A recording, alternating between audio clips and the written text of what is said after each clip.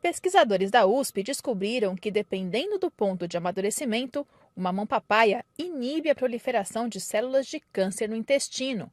Os estudos foram feitos in vitro e os resultados publicados na revista Scientific Reports. Que a gente conseguiu relacionar o amadurecimento do mamão, que modifica as estruturas das fibras alimentares das pectinas, com o efeito dessas pectinas em células de câncer. A pectina ela é um tipo de fibra alimentar. Todos os frutos possuem fibras alimentares e também as pectinas, em diferentes quantidades, e a estrutura dessa pectina é diferente também, dependendo do fruto e do ponto de amadurecimento. O amadurecimento do mamão, ele se dá de uma forma muito rápida. Em um dia após o mamão ele ter sido colhido, a coloração da casca é esverdeada e a polpa ela está numa forma bastante dura. Após 3 dias dele ter sido colhido, a casca já está um pouco mais amarelada e a polpa já está mole o suficiente para nós consumirmos, como, por exemplo, com uma colher. Primeiro, nós decidimos investigar a adesão, a migração e a agregação celular porque é um mecanismo complexo das células de câncer, mas que para a gente tentar entender se esse avanço, essa migração, que é a invasividade mesmo da célula de câncer, seria interferido. Em vermelho são as células epiteliais de câncer de cólon e as células em verde são células epiteliais do cordão umbilical de bovinos, que respondem muito rápido às substâncias químicas produzidas pelas células de câncer. O que nós podemos verificar foi que 24 horas após o tratamento, no controle, nós tivemos uma migração das células epiteliais e das células de câncer, umas em direção às outras. Terceiro dia após colheita, inibiu a migração de células epiteliais e de células de câncer mediada por quimiotaxia. E o que é a quimiotaxia?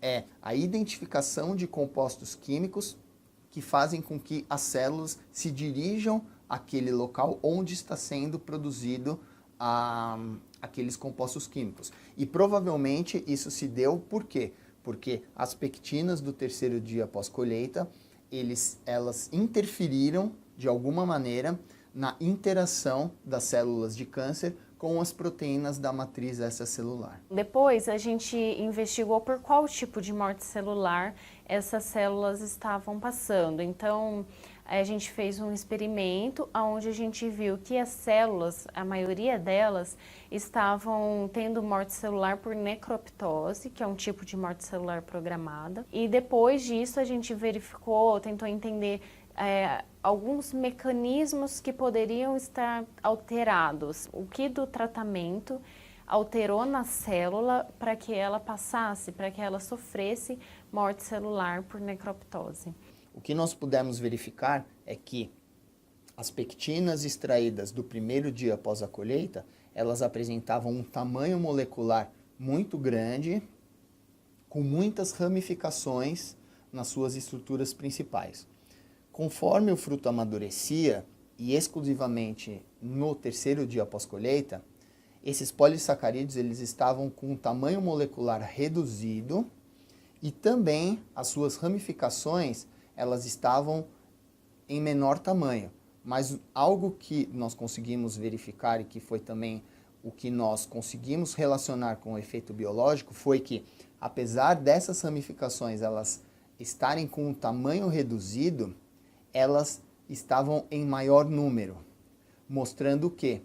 Que outras frações de polissacarídeos vieram sendo degradados pelas enzimas endógenas dos frutos e foram enriquecendo essa fração solúvel em água. Então essas pectinas, elas são pectinas solúveis em água. Com o fruto já completamente maduro no quarto dia após colheita, essas ramificações elas já não apresentavam um número tão grande quanto no terceiro dia após colheita. E os seus efeitos biológicos foram reduzidos drasticamente em relação ao terceiro dia após colheita.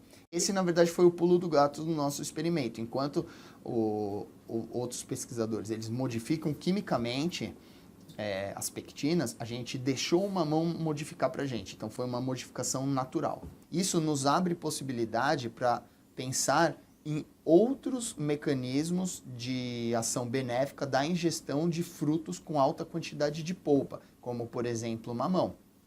E, principalmente, monitorar esse amadurecimento dessas frutas para que se tenha o consumo ou se consiga parar o amadurecimento naquele ponto em que o efeito benéfico ele seja máximo. O problema de se trabalhar com fruto é porque a região geográfica, o tipo de clima, o tipo de solo, o tipo de adubagem, de fertilizantes utilizados podem alterar sim a qualidade e a característica dessas pectinas.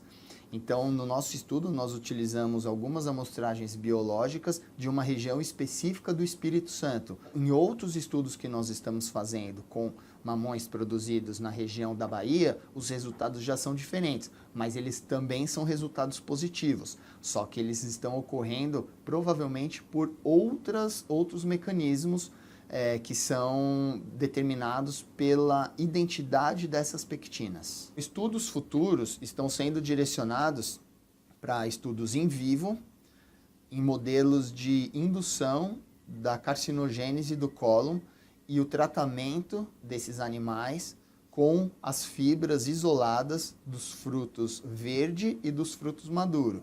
Então aí já é um cenário mais complexo, onde a gente tem a digestão, tem a fermentação pela microbiota intestinal dos ratos e a interação direta também dessas estruturas com as células de câncer. E a gente vai conseguir ver se tudo isso que a gente viu in vitro também é reprodutível no modelo in vivo.